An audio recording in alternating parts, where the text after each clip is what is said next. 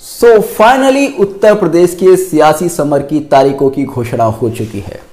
10 फरवरी को उत्तर प्रदेश में पहले चरण का मतदान होगा और 10 मार्च को हमें पता चलेगा कि कौन उत्तर प्रदेश का मुख्यमंत्री होगा, कौन उत्तर प्रदेश में अपनी सरकार बनाएगा। वो भाजपा होगी, वो समाजवादी पार्टी होगी, वो बसपा होगी या कांग्रेस होगी। उत्तर प्रदेश का भावी मुख्यमंत्री अखिलेश यादव होंगे या योगी जी होंगे या मायावती जी होंगी या फिर कांग्रेस जिसको भी अपना मुख्यमंत्री पद का दावेदार बनाती है वो होगा।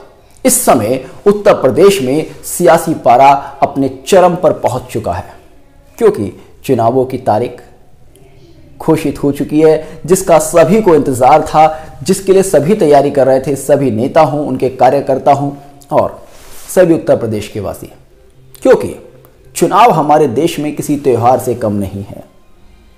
ये एक लोकतांत्रिक पर्व है।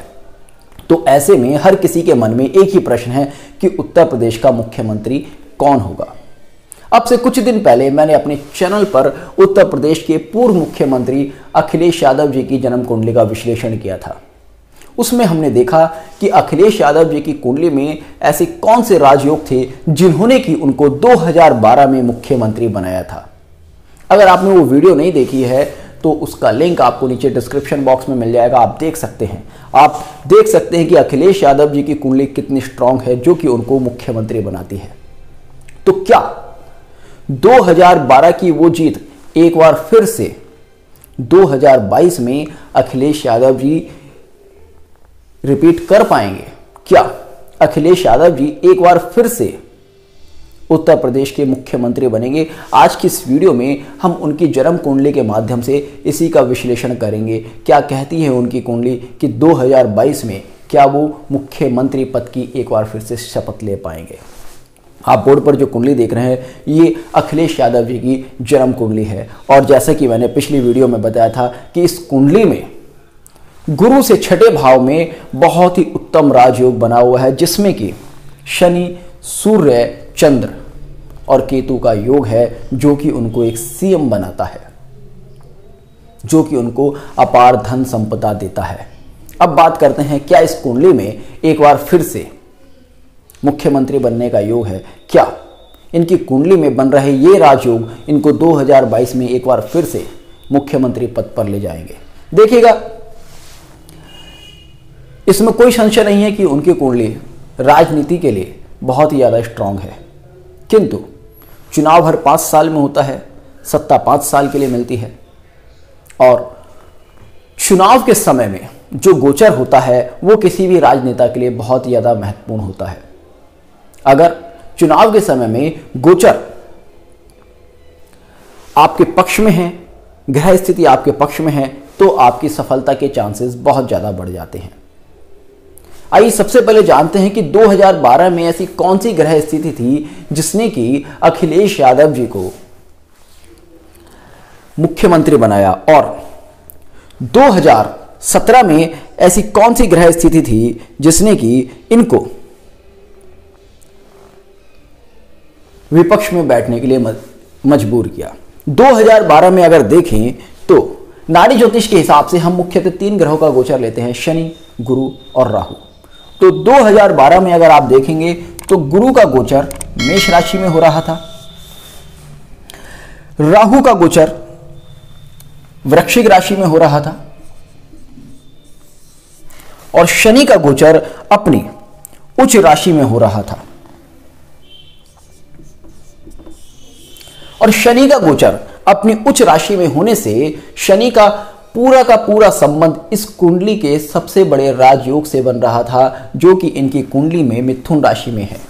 मिथुन राशि में इनके शनि, चंद्र, केतु और सूर्य का योग है, जिस पर के शनि के तुला राशि में गोचर होने की वजह से पूरा का पूरा प्रभाव आया और ऐसे में इनको इस राजयोग ने मुख्यमंत्री पद पर पहुंचा दिया। और आप देखेंगे 2012 में इनकी कुंडली में कोई भी ग्रह इनके शनि को कमजोर नहीं कर रहा था, क्योंकि केतु जो कि शनि को सबसे ज्यादा कमजोर करता है वो इनकी कुंडली में इनके जन्मकालीन शनि से 12 भाव में जा चुका था। तो ऐसे में शनि का कोई बहुत बड़ा इशू इनकी कुंडली में उस समय नहीं था। शनि की वीकनेस का कोई इशू उस समय नहीं था, क्योंकि जब भी चुनाव हो या जब भी आपको जॉब पर जाना हो, जब भी आपको आपके कर्म में एक आदर्श स्थापित करना हो, एक स्टैंड लेना हो, तब आपके शनि का स्ट्रांग होना बहुत ही ज्यादा जरूरी है। तो 2012 में इनका कर्मेश जो शनि है वो अपनी उच्च राशि में था और राजयोग से पूरा संबंध बना रहा था, तो यहां पर इनको बड़ी भारी सफलता मिली। वहीं 2017 में अगर आप देखें तो 2017 में शनि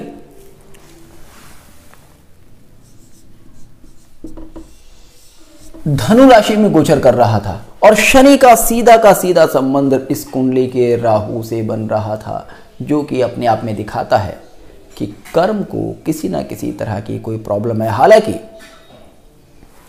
शनि के ऊपर इस राजयोग की पूर्ण दृष्टि थी, किंतु अगर आप देखेंगे गुरु और राहु केतु की स्थिति, तब आपको पूरी तरह से समझ में आएगा कि क्यों उस समय इनको विपक्ष में बैठना पड़ा। गुरु उस समय कन्या राशि से गोचर कर रहे थे और राहु केतु उस समय कुंभ और सिंह राशि से गोचर कर रहे थे। अब अगर आप देखेंगे तो गोचर का शनि राहु के प्रभाव में था, तो कहीं ना कहीं इसके अंदर वीकनेस थी। वहीं जन्मकालीन शनि के त्रिकोण में केतु बैठा था और इनके अगर आप गुरु को देखेंगे तो उस समय गुरु पूरी तरह से पाप कर्तरी में आ चुका था, क्योंकि जन्मकालीन गुरु के 2 भाव में केतु था, 12 भाव में राहु बैठा है और शनि का गोचर था। तो ऐसे में शनि गुरु दोनों वीक हो जाने से पता चलता है कि यहां पर इनके कर्म में, इनकी शक्ति में, इनके मान सम्मान में किसी ना किसी तरह की कोई परेशानी है। अब बात करते हैं हम 2022 की, वर्तमान की, कि वर्तमान में गोचर स्थिति क्या कहती है, क्या कहता है। 10 मार्च 2022 का गोचर, क्या 10 मार्च 2022 का गोचर इनके सपोर्ट में है। 10 मार्च 2022 की अगर स्थिति देखें तो गोचर में शनि मकर राशि से गोचर कर रहे होंगे, मकर राशि से शनि गोचर कर रहा होगा। वहीं राहु इनकी कुंडली में वृषभ राशि में होगा और केतु वृश्चिक राशि में होगा और गुरु को अगर आप देखेंगे तो गुरु इस समय कुंभ राशि में गोचर कर रहा होगा। सबसे पहले तो शनि का मकर राशि में गोचर होना एक बार फिर से इनकी कुंडली में इनके गुरु का नीच भंग कर रहा है। मैंने इनकी जन्म कुंडली जब एनालिसिस की थी तब आपसे कहा था, क्योंकि इनकी कुंडली में गुरु वक्री है, तो ऐसे में गुरु अपने उच्च के समान फल दे रहा है, किंतु फिर भी कोई ग्रह अगर नीच होता है तो थोड़ी बहुत तो उसमें नीचता रही जाती है, भले ही उसका नीच भंग हो रहा हो। तो ऐसे में शनि मकर राशि में आकर नीच के गुरु को बहुत बढ़िया सपोर्ट करने वाला है, जिससे कि गुरु का एक बढ़िया नीच भंग होने वाला है और शनि को भी यहां पर बहुत बढ़िया सपोर्ट मिलने वाला है गुरु की वजह से। अब क्योंकि गुरु इनकी कुंडली में नीच है तो सपोर्ट किस तरह का मिलेगा। इस बार इनको शोषित वर्ग का बहुत अच्छा सपोर्ट मिलने वाला है, अल्पसंख्यक समुदाय का इनको बहुत ज़्यादा सपोर्ट मिलने वाला है और अल्पसंख्यक समुदाय के कुछ धार्मिक लोगों का इस बार के चुनाव में इनको बहुत अच्छा सपोर्ट मिलने वाला है। संभावना है कि इस बार किसी एक वर्ग का एक मुश्त वोट इनको पड़े, क्योंकि शनि मकर राशि में गोचर कर रहा है। मकर राशि किस तरह के लोगों को शो करती है? मकर राशि शो करती है निम्न वर्ग के लोग, लेबर क्लास लोग, अल्पसंख्यक समुदाय। और क्योंकि मकर राशि में गुरु नीच का होकर बैठा है तो इसलिए ये एक और इंडिकेशन है कि यहाँ पर निम्न वर्ग और अल्पसंख्यक समुदाय का इनके शनि को बहुत अच्छा सपोर्ट मिलने वाला है। और साथ ही साथ अगर देखेंगे राहु केतु का कोई भी प्रभाव इनके गोचर या जन्मकालीन शनि के ऊपर नहीं बन रहा। तो ऐसे में बहुत अच्छी संभावना है इनके 2017 से बहुत अच्छी परफॉर्मेंस देने के, बहुत ज़्यादा सीटें इनके बढ़ने के ज़बरदस्त चांसेस हैं। यहाँ पर इनको बड़ी सफलता मिलने के योग हैं, किंतु ये सफलता इनको मुख्यमंत्री पद पर पहुँचाएगी या नहीं पहुँचाएगी? क्या ये एक बार फिर से मुख्यमंत्री बन पाएंगे? इसमें अभी संशय है, क्योंकि आप देखेंगे शनि भले ही स्वराशि है, गुरु का प्रभाव शनि पर है, शनि को बहुत अच्छी स्ट्रेंथ मिल रही है, किंतु इस कुंडली के सबसे बड़े राजयोग से शनि का कोई डायरेक्ट संबंध नहीं हो रहा है। शनि से छठे भाव में ये पूरा का पूरा राजयोग बैठा है। हालांकि शनि को बहुत अच्छी स्ट्रेंथ मिल रही है, तो ऐसे में चुनाव में इनको भारी सफलता मिलेगी, किंतु ये मुख्यमंत्री बन पाएंगे या नहीं बन पाएंगे, इसका एक सटीक आंसर तभी मिल सकता है जब इनके मुख्य प्रतिद्वंदी, जो कि इस समय के मुख्यमंत्री हैं उत्तर प्रदेश के, योगी आदित्यनाथ जी की जन्म कुंडली का विश्लेषण करके किया जाए। क्योंकि दोनों में से जिसकी कुंडली में सबसे प्रबल राजयोग इस समय बनेंगे वही मुख्यमंत्री बनेगा। क्योंकि इस समय जो स्थिति है वो पूर्व मुख्यमंत्री अखिलेश यादव जी की भी अच्छी है, क्योंकि शनि को गुरु से स्ट्रेंथ मिल रही है, निम्न वर्ग से बहुत अच्छी स्ट्रेंथ मिल रही है, अल्पसंख्यक समुदाय से अच्छी स्ट्रेंथ मिल रही है, किंतु राजयोग से पूरी तरह से संबंध नहीं बन रहा।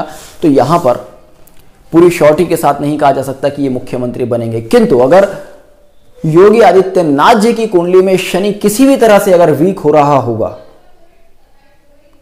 इनके मुकाबले किसी भी तरह से कमजोर पड़ रहा होगा, तो निश्चित तौर पर कहा जा सकता है कि ये अपने आप को साबित करने में एक बार फिर से सफल होंगे। तो हम नेक्स्ट वीडियो में मुख्यमंत्री योगी आदित्यनाथ जी की जन्म कुंडली का विश्लेषण करेंगे और फिर हम इन दोनों की जन्म कुंडलियों को एक साथ रखकर इस गोचर स्थिति के हिसाब से अध्ययन करके समझेंगे कि क्या योगी आदित्यनाथ जी की जन्म कुंडली ज्यादा स्ट्रांग हो रही है या अखिलेश यादव जी की जन्म कुंडली ज़्यादा स्ट्रांग हो रही है, और फिर एक निष्कर्ष निकालेंगे कि किसकी कुंडली में सबसे प्रबल राजयोग इस समय बन रहा है और कौन उत्तर प्रदेश का आने वाला मुख्यमंत्री होगा। तो जुड़ रहेगा एस्ट्रो सूत्रा के साथ, मिलते हैं नेक्स्ट वीडियो में, तब तक के लिए जय हिंद, जय भारत।